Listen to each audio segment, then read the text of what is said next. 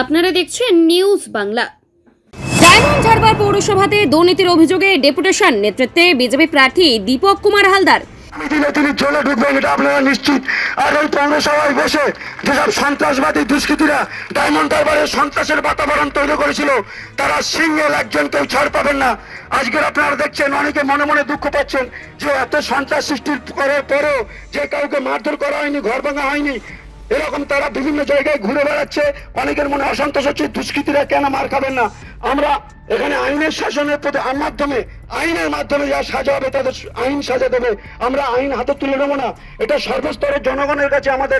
Diamond Harbour পৌরসভায় দীর্ঘদিন ধরে বিভিন্ন পরিষেবা পেতে সাধারণ মানুষের কাছ থেকে কাটমানি নেওয়ার অভিযোগ তুলে ডেপুটেশন জমা দিলেন বিজেপি প্রার্থী দীপক কুমার হালদার।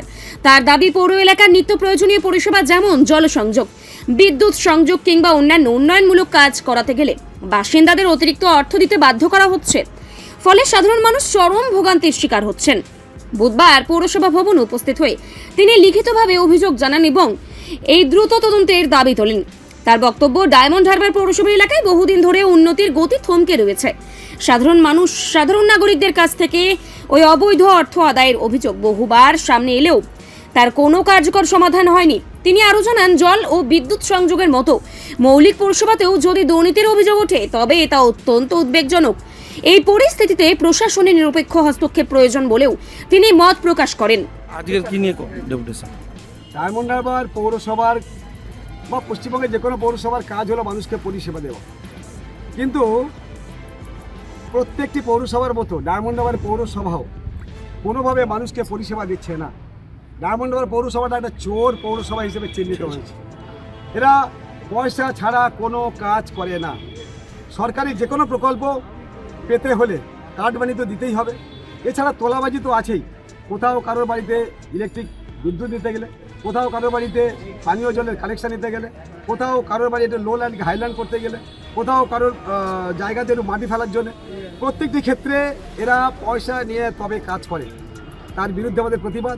এছাড়া বিভিন্ন সরকারি প্রকল্প থেকে যেভাবে অর্থ এরা নয়ছয় করেছে তা ভাষায় প্রকাশ করা যাবে না।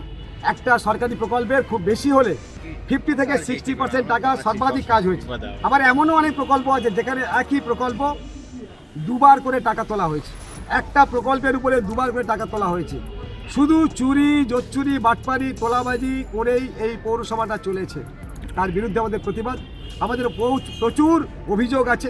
সে সমস্ত অভিযোগপত্র আগামী দিনে আমরা বৃহৎ আকারে পৌরসভার সঙ্গে সঙ্গে মাননীয় এসডিও সাহেব এবং ডিএম অফিসকে দিয়ে এদের চুরি, চোরচুরি, বাটপারি, তোলাবাজির বিরুদ্ধে কঠিন এবং কঠোর পদক্ষেপ নেওয়ার জন্য আমরা অনুরোধ করতাম। পাশাপাশি দ্রুত ব্যবস্থা না নেওয়া হলে বৃহত্তর গণ আন্দোলনের পথে হাঁটার হুঁশিয়ারিও দেন তিনি।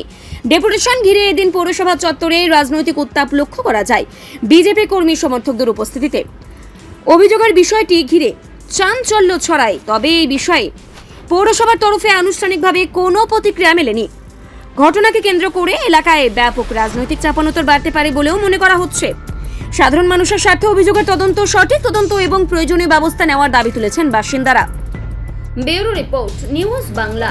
এই বিষয়ে আরো বিস্তারিত এবং সঠিক তুলে ধরবেন আমাদের সম্মানীয় দীপক হালদার মহাশয়। এটা অফিস হিসেবে ব্যবহার করা হয়েছে। আপনাদেরকে যেটা বলার ছিল যে বিভিন্ন যে গোষ্ঠীগুলো আছে, স্বনির্ভর গোষ্ঠী, এখন তৃণমূল নিজেদের কালো টাকা সাদা করার জন্য সেই স্বনির্ভর গোষ্ঠীগুলোকে টাকা ঢুকলো।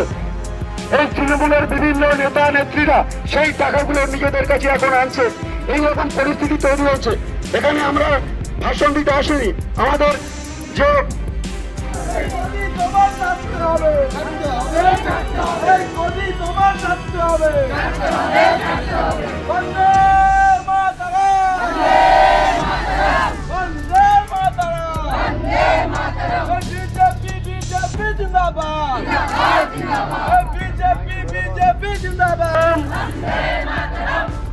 তৃণমূলের দুর্নীতির বিরুদ্ধে বিজেপি লড়ছে,